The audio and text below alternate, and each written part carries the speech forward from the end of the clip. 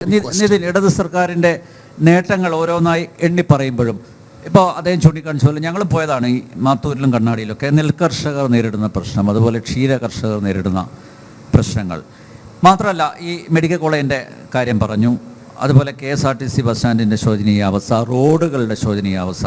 അപ്പോൾ അടിസ്ഥാന സൗകര്യ വികസനത്തിൻ്റെ അഭാവം ഈ മണ്ഡലത്തിൽ ഉണ്ട് എന്നതൊരു യാഥാർത്ഥ്യമാണ്. ഈ ജനസഭകളിലൊക്കെ അത് ഉയർന്നു വന്നതാണ്, ജനങ്ങളുടെ ഒരു വികാരം അതാണ്. അപ്പോൾ അതൊക്കെ ഇങ്ങനെ നിൽക്കെ അത് അഡ്രസ്സ് ചെയ്യാതെ എങ്ങനെ വീണ്ടും വോട്ടർമാരെ നിങ്ങൾക്ക് വളരെ പ്രതീക്ഷാപൂർവം സമീപിക്കാനാവും? ഇതിൽ താങ്കൾ ചോദിച്ച ചോദ്യത്തിലേക്ക് വരുന്നതിന് മുമ്പ് സോയയും ശ്രീ ഉല്ലാസും പറഞ്ഞ ചില കാര്യങ്ങൾക്കൊന്ന് വ്യക്തത വരുത്തി പോകണം എന്ന് കരുതുന്നു. ശ്രീ ഉല്ലാസ് BJPയിലെ പാലക്കാട്ടെ ഗ്രൂപ്പ് സമവാക്യങ്ങൾ എനിക്ക് കൃത്യമായിട്ട് അറിയില്ല. പക്ഷേ ഇവിടെ ഉല്ലാസ് എന്തായാലും പറഞ്ഞത് BJPയുടെ സ്ഥാനാർത്ഥിക്ക് വോട്ട് കിട്ടാനുള്ള വർത്തമാനങ്ങളല്ല, വോട്ട് കളയാനുള്ള വർത്തമാനങ്ങളാണ്. കാരണം അദ്ദേഹം തുടങ്ങിയത് പാലക്കാട് മുനിസിപ്പാലിറ്റിയിൽ നിന്നാണ്.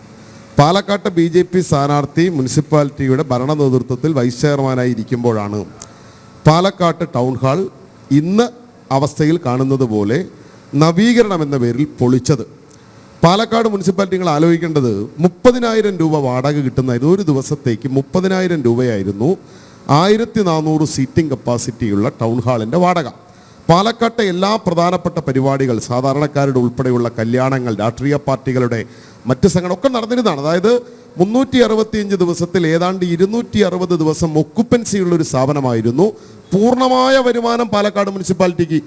എല്ലാ പരിപാലനവും പാലക്കാട് മുനിസിപ്പാലിറ്റിയുടെ നവീകരണത്തിൻ്റെ പേരിൽ പൊളിക്കുമ്പോൾ പറഞ്ഞത് അമൃത് പദ്ധതിയിൽ ഞങ്ങൾക്കിതാ കുറേ പണം കിട്ടിയിട്ടുണ്ട്, ഞങ്ങൾ ഇപ്പം അങ്ങ് നവീകരിച്ച് കളയും.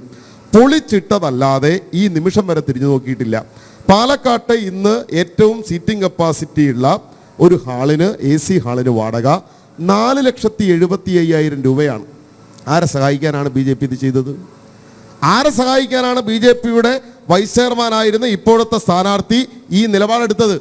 എന്നിട്ട് ആ മുനിസിപ്പാലിറ്റിയെ കൊണ്ട് നിങ്ങൾക്ക് മുനിസിപ്പാലിറ്റിക്ക് പാലക്കാട് ടൗൺ ഹാൾ നവീകരിക്കാനുള്ള പണമില്ല എങ്കിലാണെങ്കിൽ അത് പറയണം. പാലക്കാട്ട് BJPയുടെ ഭരണ നേതൃത്വം അത് പറയണം, ഞങ്ങളുടെ കയ്യിൽ പണമില്ലാത്തത് കൊണ്ടാണ് എന്ന് പറഞ്ഞാൽ സർക്കാരിൻ്റെ പദ്ധതിയിലൂടെ വയ്ക്കാം. ഇതിനിടയിൽ എന്ത് സംഭവിച്ചു? പാലക്കാട് മുനിസിപ്പാലിറ്റിയുമായി മറ്റ് ചില രാഷ്ട്രീയ അവിശുദ്ധ ബന്ധമുള്ള MLA പറഞ്ഞു ഞാൻ 3.5 കോടി അനുവദിക്കാം. 3.5 കോടി അനുവദിക്കാം എന്ന് പറഞ്ഞ് MLA പോയിട്ട് 10 കൊല്ലമായി നടക്കുകയാണ്. നിങ്ങൾ നോക്കൂ, എത്ര സാങ്കേതിക പ്രശ്നം പറഞ്ഞു. ഈ സാങ്കേതിക പ്രശ്നം പറയേണ്ടവരല്ല രാഷ്ട്രീയ നേതൃത്വം, ഭരണ നേതൃത്വം.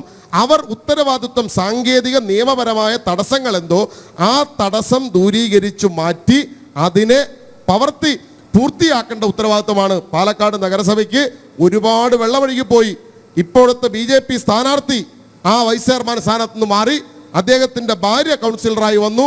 BJPയുടെ ആദ്യം പ്രിയ അജയൻ കൗൺസിലറായി വന്നു. ഇപ്പം അവരെ മാറ്റി പ്രമീള ചേച്ചി കൗൺസിലറായി. ഇതുവരെയും പ്രശ്നം പരിഹരിക്കാനായിട്ടില്ല. പാലക്കാട് അല്ല, എന്ത് സർക്കാരിനൊന്നും ചെയ്യാൻ പറ്റില്ല. സർക്കാരിന് ചെയ്യാൻ കഴിയില്ല. പൂർണ്ണമായ ഉടമസ്ഥത ആരുടെയാ? മുനിസിപ്പാലിറ്റിയുടെ ഉടമസ്ഥതയിലാണ്.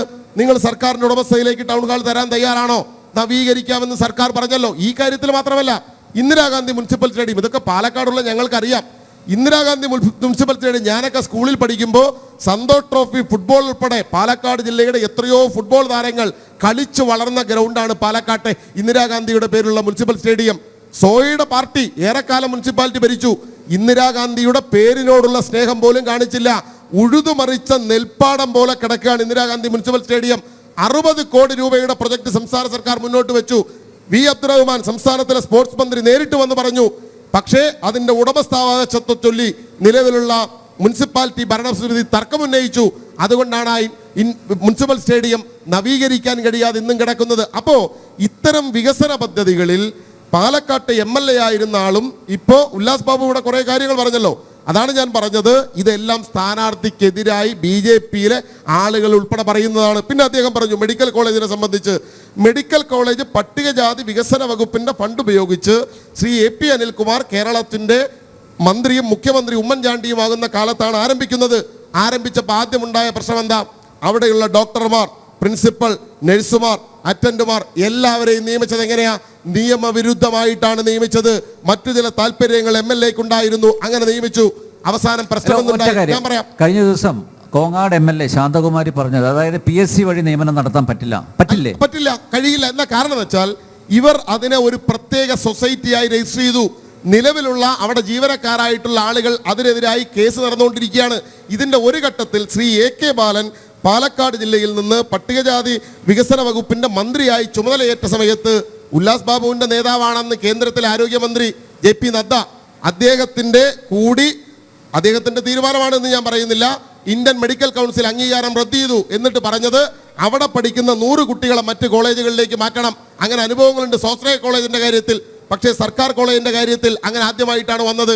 ശ്രീ AK ബാലൻ നേരിട്ട് പോയി ഇപ്പോൾ റിട്ടയർ ചെയ്തിട്ടുള്ള ചീഫ് സെക്രട്ടറി ഉൾപ്പെടെയുള്ള ശ്രീ വേണു സാർ ഉൾപ്പെടെയുള്ള ആളുകൾ AK ബാലനും നേരിട്ട് ചെന്ന് മന്ത്രിയെ കണ്ട് സംസാരിച്ചതിൻ്റെയും ചില ഉറപ്പുകൾ അന്നത്തെ LDF സർക്കാർ നൽകിയത് കൊണ്ടുമാണ് മെഡിക്കൽ കോളേജ് ഇന്ന് കാണുന്നത് പോലെയെങ്കിലും തുടരാൻ വേണ്ടി കഴിഞ്ഞത്. പിന്നെ അദ്ദേഹം നെൽകൃഷിക്കാരുടെ പ്രശ്നങ്ങളെ കുറിച്ച് പറഞ്ഞു. ഉല്ലാസ് ബാബുവിനോട് എൻ്റെ ചോദ്യം ഒറ്റ ചോദ്യമേ ഉള്ളൂ. 21 രൂപയാണ് കേന്ദ്രം നൽകുന്ന താങ്ങുവില. ആ താങ്ങുവിലയ്ക്ക് പാലക്കാട്ട് നെൽകൃഷിക്കാരന് 1 കിലോ നെല്ല് ഉൽപ്പാദിപ്പിക്കാൻ കഴിയുമോ? ഉല്ലാസ് ബാബു കരുതുന്നുണ്ടോ? താങ്ങുവില വർദ്ധിപ്പിക്കാൻ കേന്ദ്രത്തിന് പദ്ധതിയുണ്ടോ? ഞങ്ങൾ ആവശ്യപ്പെടുന്നത് എത്രയാണോ ഉൽപാദന ചെലവ്, ആ ഉൽപാദന ചെലവിന്റെ 50% കേന്ദ്രം നൽകണം. തയ്യാറുണ്ടോ? ഉല്ലാസ് ബാബുവിന്റെ പാർട്ടിയും കേന്ദ്ര സർക്കാരും. നെല്ല് സംഭരണ അനിശ്ചിതത്വത്തിലാണ്, കർഷകർക്ക് വലിയ പരാതി. അതാണ് എന്താണ് അനിശ്ചിതത്വത്തിന് കാരണം? നെല്ല് സംഭരണം ഇന്ത്യയുടെ പാർലമെന്റ് പാസാക്കിയ നിയമം അനുസരിച്ച് ആരുടെ ഉത്തരവാദിത്തം? കേന്ദ്രത്തിന്റെ ഉത്തരവാദിത്തമാണ്. ഭക്ഷ്യധാന്യങ്ങളുടെ സംഭരണവും സംഭരണ വില നിശ്ചയിക്കലും നൽകലും സംസ്ഥാനത്തിന്റെ ഉത്തരവാദിത്തമല്ല, കേന്ദ്രത്തിന്റെ ഉത്തരവാദിത്തമാണ്. കേന്ദ്രം നൽകുന്ന 21 കൈയൊഴിയാൻ പറ്റുമോ? അല്ല, കൈയൊഴിയല്ല. നമ്മുടെ കൈയൊഴികയല്ല. 21 രൂപ കേന്ദ്രം നൽകുമ്പോൾ 7 രൂപ 20 പൈസ അഡീഷണൽ ഇൻസെന്റീവ് നെൽകൃഷിക്കാരന് നൽകിയാണ് സംസ്ഥാന സർക്കാർ നെല്ലേറ്റെടുക്കുന്നത്. 28 രൂപ 20 പൈസ ഇന്ത്യയിൽ മറ്റൊരു സംസ്ഥാനത്തുമില്ല. കേരളത്തോടൊപ്പം നെല്ല് ഉൽപ്പാദിപ്പിക്കുന്ന ആസാമുണ്ട്, ആന്ധ്രയുണ്ട്, കാശ്മീരുണ്ട്. എവിടെയെങ്കിലും ഉണ്ടോ 28 രൂപ 20 പൈസ? കേരളത്തിൽ മാത്രമേ ഉള്ളൂ. എന്താ കാരണം? ഇൻസെന്റീവ് സംസ്ഥാന സർക്കാർ കൊടുക്കുന്നു. പക്ഷേ കേന്ദ്രം നൽകേണ്ട 21 രൂപ അനാവശ്യമായ നിബന്ധനകൾ ഉണ്ടാക്കി, കുരുക്കുകൾ ഉണ്ടാക്കി ഇതിന്റെ നോഡൽ ഏജൻസിയായി കേരളത്തിൽ പ്രവർത്തിക്കുന്ന സപ്ലൈകോ, സിവിൽ സപ്ലൈസിനും സപ്ലൈകോക്കും ഒന്നും നൽകാൻ കേന്ദ്രം തയ്യാറാകുന്നില്ല എന്നുള്ളതാണ് അടിസ്ഥാന പ്രശ്നം. ഒറ്റ കാര്യം കൂടി പറഞ്ഞ് ഞാൻ അവസാനിപ്പിക്കാം. മറ്റൊന്ന് ചൂരൽമലയിലെ ദുരന്തമാണ്. ചൂരൽമലയിലെ ദുരന്തം പാലക്കാട് കേരളത്തിൽ എവിടെയും ഉണ്ടാവാതിരിക്കട്ടെ, നാട്ടിൽ എവിടെയും ഉണ്ടാവാതിരിക്കട്ടെ, നാളെ എവിടെയും സംഭവിക്കാം.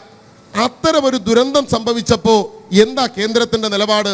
10 വയസ്സുള്ള സ്കൂളിൽ പഠിക്കുന്ന കുട്ടി കളിപ്പാട്ടം വാങ്ങാൻ മൺകുടുക്കയിലിട്ട് വെച്ച പണം ക്ലാസ് ടീച്ചറുടെ മുമ്പിൽ കൊണ്ടുവച്ച് പറയുന്നു, ഇത് അയച്ചു കൊടുക്കണം വയനാട്ടിലെ ദുരന്തബാധിതർക്ക് എന്ന് ഒരു 10 വയസ്സുള്ള കുട്ടി പറയുന്നത് പോലും ഇന്ത്യയുടെ പ്രധാനമന്ത്രി പറയുന്നില്ല.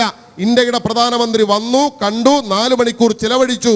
ആ യോഗത്തിൽ തന്നെ മുഖ്യമന്ത്രി പറഞ്ഞു, ഞങ്ങൾ ഒറ്റയ്ക്ക് കൂട്ടിയാൽ കൂടുന്നതല്ല, ഞങ്ങളെ സഹായിക്കണം, നിങ്ങൾ വിശദമായ കണക്കുകൾ തരൂ, എസ്റ്റിമേറ്റ് തരൂ, സഹായിക്കാം എന്ന് പറഞ്ഞ് വിമാനം കയറി പോയതാണ്. മാസം 3 1 രൂപ നൽകിയില്ല. താങ്കൾ പറഞ്ഞു ദുരിതാശ്വാസത്തിലേക്ക് പണം തന്നു.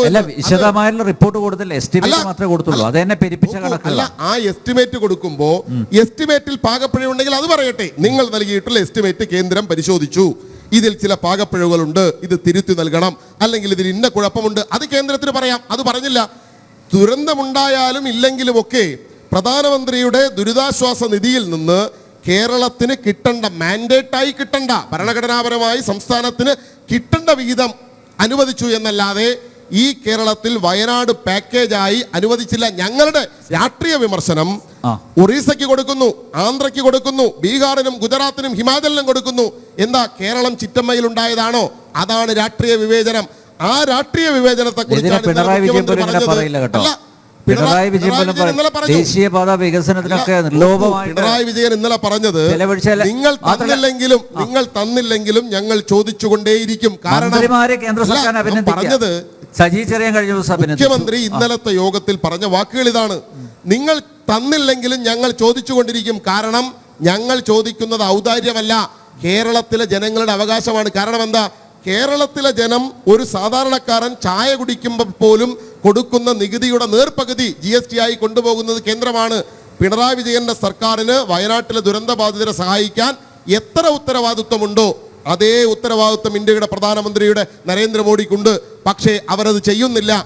ആ രാഷ്ട്രീയ ഈ രാഷ്ട്രീയമായി വിവേചനം കാണിച്ച് നിങ്ങൾ അനുവദിച്ചില്ലെങ്കിലും പുനരധിവാസത്തിന് ഒരു കുറവും ഉണ്ടാകില്ല എന്ന് ഇന്നലെയും മുഖ്യമന്ത്രി ഉറപ്പിച്ചു പറഞ്ഞു. ഒറ്റ കാര്യം ചോദിച്ചോട്ടെ, CMDRF എത്ര കൊടുത്തു, CMDRF എത്ര വന്നു, അതിനെക്കുറിച്ചുള്ള വ്യക്തമായ കണക്കുകളൊന്നുമില്ല. ഞാൻ ഈ ദുരന്തത്തിൻ്റെ 3-ാം മാസം ഞാൻ ചൂരമലയിൽ പോയിരുന്നു, രാവിലെ പോയിരുന്നു. അവർക്ക് നിങ്ങളൊരു ഉറപ്പ് കൊടുത്തിരുന്നു, അവരുടെ പുനരധിവാസം മാത്രമല്ല, വാടക കിട്ടാത്ത ആളുകളുണ്ട്, വാടക കൊടുക്കാത്ത ആളുകളുണ്ട്. അതിനെ സർക്കാർ പണം നൽകുമെന്ന് പറയുന്നു, 6000 രൂപ. അത് കൃത്യമായിട്ട് കിട്ടുന്നില്ല. മാത്രമല്ല, നിങ്ങൾ അവിടെ ഒരു ടൗൺഷിപ്പ് പദ്ധതി പ്രഖ്യാപിച്ചിട്ടുണ്ട്, അതിൻ്റെ സ്ഥലം ഏറ്റെടുത്തു, അതുമായി ബന്ധപ്പെട്ടൊന്നും കൃത്യമായിട്ടുള്ള വിവരം നൽകുന്നില്ല. ഈ ദുരന്തമുണ്ടായി 3-ാമത്തെ മാസം കഴിയും, അല്ലെങ്കിൽ ഏതാണ്ട് ആ സമയം കഴിഞ്ഞു വരികയാണ്. ഇതിനോടകം കേരളത്തിലെ സംസ്ഥാന സർക്കാർ മാത്രമല്ല കേട്ടോ, കേരളത്തിൽ ഇവരെ സഹായിക്കാൻ കഴിയുന്ന എല്ലാ ആളുകളും, എല്ലാ മനുഷ്യരും, എല്ലാ മറ്റ് രാഷ്ട്രീയ മത ചിന്തകൾക്കൊക്കെ അതീതമായി അവിടെ സഹായിച്ചിരുന്നു. സർക്കാരിന് ചെയ്യാൻ പറ്റുന്നതിൻ്റെ പരമാവധി ഓരോ ആളുകൾക്കും നഷ്ടപ്പെട്ടവർക്ക് ദിനപത്ര നൽകാൻ തീരുമാനിച്ചിട്ടുണ്ട്, വീട് നഷ്ടപ്പെട്ടവർക്ക് വീട്ടുവാടക നൽകുന്നുണ്ട്. പുനരധിവാസം സംബന്ധിച്ച് കൃത്യമായ ഒരു പദ്ധതി സംസ്ഥാനത്തിൻ്റെ മന്ത്രിസഭ പാസാക്കി അതിൽ അടിയന്തര പ്രാധാന്യത്തിൽ യുദ്ധകാലാടിസ്ഥാനത്തിൽ സ്ഥലം ഏറ്റെടുക്കാനുള്ള നീക്കം സംസ്ഥാന സർക്കാർ നടത്തി വരുന്നു. ഇവിടെ സ്വയം മറുപടി പറയേണ്ടത്, കോൺഗ്രസ് നേതൃത്വം മറുപടി പറയേണ്ടത്, ഇത്തരമൊരു രാഷ്ട്രീയ പ്രശ്നം ഉണ്ടാകുമ്പോൾ കേന്ദ്രം കേരളത്തിന് അവകാശപ്പെട്ട, ഞാൻ പറഞ്ഞല്ലോ, നമ്മൾ ചോദിക്കുന്നത് സഹായമല്ല, നമ്മുടെ അവകാശപ്പെട്ടതാണ്, അത് നൽകാതിരിക്കുമ്പോൾ 18 എംപിമാർ ഇവരുടെ കൂടെയാണ്, UDFിൻ്റെ കൂടെയാണ് കേരളത്തിൽ നിന്ന് 18 ആളുകൾ. ഈ 18 ആളുകൾ കമ എന്നൊരക്ഷരം കേന്ദ്രത്തിനെതിരെ മിണ്ടിയോ, ഇന്ത്യയുടെ പാർലമെന്റിൽ ഈ വിഷയം ഉന്നയിച്ചോ, മറ്റേതെങ്കിലും തരത്തിൽ കോൺഗ്രസിന്റെ എംപിമാർ ഇതിനുവേണ്ടി എന്തെങ്കിലും നടപടിയെടുത്തോ? ഒരു നടപടിയും എടുത്തില്ല. അപ്പം അവരും കരുതുന്നത് കേരളത്തെ രാഷ്ട്രീയമായി BJP എത്ര വേണമെങ്കിലും എതിർത്തോട്ടെ, അങ്ങനെ എതിർത്താൽ ആ BJPയുടെ കൂടെ കൂടാം എന്നാണ് അവർ കരുതുന്നത്. BJPക്കും കോൺഗ്രസിനും ഏത് സമയവും വലിയ അതിർവരമ്പുകളില്ല എന്ന് ഇതിനോടകം വ്യക്തമായി കഴിഞ്ഞല്ലോ. അതുകൊണ്ടാണല്ലോ സന്ദീപ് വാര്യർക്ക് ഇരുട്ടി വെളുക്കുന്നതിന് മുമ്പ് കോൺഗ്രസിലേക്ക് ചേരാൻ പറ്റിയത്. കോൺഗ്രസിലേക്ക് ചേരുമ്പോൾ കോൺഗ്രസ്സുകാർ, സോയെ പോലുള്ള കോൺഗ്രസിന്റെ നേതൃത്വം ഒരു ചെറിയ കാര്യമെങ്കിലും സന്ദീപ് വാര്യരോട് തള്ളി പറയണം. അദ്ദേഹം ഒരു ചാനലിലിരുന്ന് പറഞ്ഞത്, എന്താ ഗോഡ്സെ ചെയ്ത കുറ്റം? അദ്ദേഹം ചെറുതായിട്ടൊന്ന് വെടിവെച്ചപ്പോ ഗാന്ധിജി അങ്ങ് മരിച്ചു പോയതല്ലേ എന്നു പറഞ്ഞതെങ്കിലും ചുരുങ്ങിയ പക്ഷം തിരുത്തണം, അത്രേ വേണ്ടുള്ളൂ. ഈ ഇന്ത്യയിൽ മുസ്ലിങ്ങളെ ടയർ കഴുത്തിലിട്ട് കത്തിച്ച് കൊലപ്പെടുത്തണം, അപ്പൊ ബാക്കിയുള്ളവരുടെ അസുഖം മാറും എന്ന് പറഞ്ഞതെങ്കിലും തിരുത്തണം. പിന്നെ ഞങ്ങൾക്കതിൽ വലിയ പ്രശ്നമൊന്നുമില്ല. ഇപ്പൊ സോയ പറഞ്ഞത് ചാണകക്കുഴിയിൽ നിന്ന് സന്ദീപ് കയറി മോളിൽ നിൽക്കുന്നത് കണ്ടപ്പോൾ ഞങ്ങളൊക്കെ പറഞ്ഞത്, സന്ദീപെ കുളിച്ച് വൃത്തിയാകണം, ചാണകക്കുഴിയിൽ നിന്നാണ് വരുന്നത്. പക്ഷേ ഇപ്പൊ കുഴപ്പമില്ല, ചാണകക്കുഴിയിൽ നിന്ന് വന്ന സന്ദീപ് നേരെ പോയി ചാടിയത് സെപ്റ്റിക് ടാങ്കിലേക്കാണ്. അതുകൊണ്ട് ചാണകത്തെക്കാൾ ദുർഗന്ധമായിരിക്കും ഇനി അദ്ദേഹത്തിന്റെ ബാക്കിൽ നിന്ന് വരിക എന്നുള്ളത് കേരളത്തിന്റെ കാര്യം പറഞ്ഞുകൊണ്ട് ഒരു കാര്യം ഞാൻ സൂചിപ്പിക്കുകയാണ്. അതായത് മന്ത്രിയുടെ അളിയനും പലതവണ വിളിച്ചു പാർട്ടിയിലേക്ക് സ്വാഗതം ചെയ്തു എന്ന് അദ്ദേഹം ഒരു പ്രസ്താവന ഇറക്കിയിട്ടുണ്ട്. അല്ല, അദ്ദേഹം പ്രസ്താവന ഉണ്ടെങ്കിൽ അദ്ദേഹം പറഞ്ഞോളൂ. നിങ്ങൾ ഒറ്റ കാര്യം, CPM-ൽ വരാത്തതിലുള്ള മോഹഭംഗം ഉണ്ടോ? ഞങ്ങൾക്കൊരു മോഹഭംഗവുമില്ല. സന്ദീപ് വാര്യരുമായി നല്ല സൗഹൃദം കൊണ്ട് ഞാൻ രാഷ്ട്രീയ പ്രവർത്തനത്തിനിടയിൽ എല്ലാ രാഷ്ട്രീയ പാർട്ടിയിൽ പ്രവർത്തിക്കുന്നവരുമായി നല്ല സൗഹൃദമാണ്. ഞാൻ പറഞ്ഞു, പിന്നെ മനുഷ്യരെ അടിസ്ഥാനപരമായി എല്ലാവരും നല്ലവരായിട്ടാണ് ഞാൻ കാണുന്നത്. അത് ഉല്ലാസിനെ കുറിച്ച് ചോദിച്ചാലും, സോയ ആയാലും, അനിൽ നിങ്ങളെ കുറിച്ച് ചോദിച്ചാലും ഒക്കെ ആ അഭിപ്രായമാണുള്ളത്. രാഷ്ട്രീയ നിലപാടാണ്. സന്ദീപിനോടും ആ സൗഹൃദമുണ്ട്. സന്ദീപിന്റെ രാഷ്ട്രീയ നിലപാടിനോടാണ് വിയോജിപ്പ്. അല്ല, ഞങ്ങൾ ഒരു നിലയിലും അദ്ദേഹവുമായി ഒരു ചർച്ചയും നടത്തിയിട്ടില്ല, നടത്തേണ്ട ആവശ്യം ഞങ്ങൾക്കില്ല. അദ്ദേഹം BJP-യിൽ, ഞാൻ പറഞ്ഞല്ലോ, അദ്ദേഹം ചാണകക്കുഴിയിൽ നിന്ന് മുകളിലേക്ക് കയറിയപ്പോൾ ഞങ്ങൾ പറഞ്ഞു, നിങ്ങൾ നന്നായി വൃത്തിയായി കുളിക്കണം, നിങ്ങൾ കുളിച്ച് ഇതുവരെ ഉണ്ടായിരുന്ന അഴുക്ക് മാറ്റണം എന്ന് വെച്ചാൽ മതനിരപേക്ഷതയുടെ ചേരിയിലേക്കാണ് വരുന്നതെങ്കിൽ വൃത്തിയായിട്ട് വേണം വരാൻ. പക്ഷേ കോൺഗ്രസിന് ആ വൃത്തിയാകേണ്ട ആവശ്യമുണ്ട് എന്ന് തോന്നിയില്ല. അതാണ്, നോക്കൂ, ഇതുവരെ ഒരു രാഷ്ട്രീയ നിലപാട് പറഞ്ഞോ? സന്ദീപ് വാര്യർ ഇവിടെ സ്ഥാനാർത്ഥിയെ സംബന്ധിച്ച് എന്തായിരുന്നു അദ്ദേഹത്തിന്റെ ആക്ഷേപം? എന്തായിരുന്നു? അദ്ദേഹത്തിന്റെ അമ്മ മരണപ്പെട്ടപ്പോൾ പാലക്കാട്ടെ സ്ഥാനാർത്ഥിയായ BJPയുടെ നേതാവ് വീട്ടിൽ വന്നില്ല. BJPയുടെ നേതാവ് വീട്ടിൽ വരികയോ ഫോണിൽ പോലും വിളിച്ചില്ല. മറ്റെല്ലാ രാഷ്ട്രീയ പാർട്ടിയിലുള്ള സരിൽ ഉൾപ്പെടെയുള്ള ആളുകൾ ഓടിയെത്തി എന്നെ ആശ്വസിപ്പിച്ചു. അതാണ് അദ്ദേഹത്തിന്റെ വിയോജിപ്പായി പറഞ്ഞത്. അല്ലാതെ BJPയുടെ രാഷ്ട്രീയ ലൈൻ തെറ്റ്, മതനിരപേക്ഷമായ അല്ലെങ്കിൽ വർഗീയമായി BJP എടുക്കുന്ന ലൈൻ തെറ്റ്, ഗാന്ധിജി ചെറുതായിട്ടൊന്ന് വെടിയേറ്റപ്പം മരിച്ചതാണ് എന്ന് പറഞ്ഞ നിലപാട് ഞാൻ മാറ്റി എന്ന് പറഞ്ഞോ എന്നതാണ് കിട്ടാത്തതുകൊണ്ട് സ്നേഹത്തിന്റെ കടയിലേക്ക് പോയി എന്നുള്ളതാണ്. ഞാൻ അതാണ് പറഞ്ഞത്, സ്നേഹം കിട്ടാത്തത്. ഇവിടെ ഉല്ലാസ് ടീമൊന്നും സ്നേഹം കൊടുത്തില്ല, അതുകൊണ്ട് സ്നേഹം കൂടുതൽ കിട്ടാൻ വേണ്ടി ഞാൻ പറഞ്ഞപ്പോ ഉല്ലാസ് വീറോട് വാദിക്കുന്നത് കണ്ടപ്പോ, നേരത്തെ വടക്കന്തറ അമ്പലത്ത് ക്ഷേത്ര മൈതാനിയിലായിരുന്നു ജനത്തിന്റെ ഇതിനു മുമ്പത്തെ ചർച്ച. ആ ചർച്ചയിൽ ഉല്ലാസിനേക്കാൾ വീറോടുകൂടി അന്ന് എനിക്കെതിരായി വാദിച്ച ഒരാൾ സന്ദീപ് വാര്യരായിരുന്നു. ഞാൻ പറഞ്ഞു അന്നും അദ്ദേഹത്തോട് സ്നേഹമുണ്ട്. പക്ഷേ രാഷ്ട്രീയ നിലപാട് തിരുത്താതെ കോൺഗ്രസിലേക്ക് വന്ന ഒരാളെയാണ് ഇവർ കഴുത്തിൽ എടുക്കുന്നത്. ആ കോൺഗ്രസിന് ഈ പാലക്കാട്ടെ പിരായിരിയിലെയും മാത്തൂരിലെയും കണ്ണാടിയിലെയും മേപ്പറമ്പിലെയും പാലക്കാട്ട് നഗരത്തിലെയും ഒക്കെ ജനങ്ങൾ വോട്ട് ചെയ്യുമെന്ന് നിങ്ങൾ കരുതുന്നുണ്ടോ? ഒരു കാളകൂട വിഷത്തെ കഴുത്തിലണിഞ്ഞ് നടക്കുന്ന കാളിയ സർപ്പം പോലെ വിഷം ചീറ്റിയ ഒരാളെ കഴുത്തിലണിഞ്ഞ് കോൺഗ്രസിന്റെ സ്ഥാനാർത്ഥിയും കോൺഗ്രസും വന്നാൽ ജനം അംഗീകരിക്കുമെന്ന് തോന്നുന്നുണ്ടോ? അതാണ് എൻ്റെ ചോദ്യം.